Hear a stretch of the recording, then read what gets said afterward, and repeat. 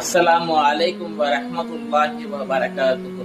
Welcome back to our channel. இறைவன் ரப்புல் ஆலமீன் தன்னுடைய திருமறையில கண்ணை பத்தி என்ன விஷயத்த சொல்றான், இதுல என்ன அறிவியல் இருக்கு அப்படிங்கறத பார்ப்போம். ஒரு குழந்தை தாயினுடைய கருவறையில இருந்து 22 அல்லது 28வது நாட்கள்ல இந்த கண்ணுடைய உறுப்புகள் வளர ஆரம்பிக்குது.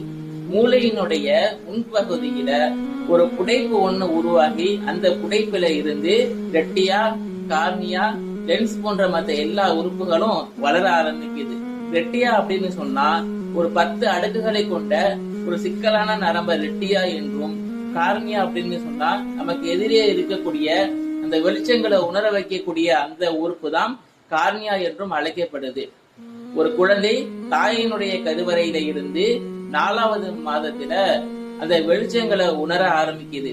இறைவன் ரப்புல் ஆலமீன் தன்னுடைய திருமறையில சொல்றான், அலம் நஜ்அல் லஹு ஐனைன், அந்த மனிதனுக்கு நாம கண்களை கொடுக்கவில்லையா அப்படின்னு சொல்லி இறைவன் கேட்கிறான். இனி வரக்கூடிய காலங்களில் இறைவனுடைய அருள்கொடைகளை அறிந்து அதிகமாக அவனுக்கு நன்றி செலுத்தி வாழக்கூடிய பாக்கியத்தை நம் அனைவருக்கும் தந்தருள் புரிவானாக. அஸ்ஸலாமு அலைக்கும் வரஹ்மத்துல்லாஹி வபரகாத்துஹு.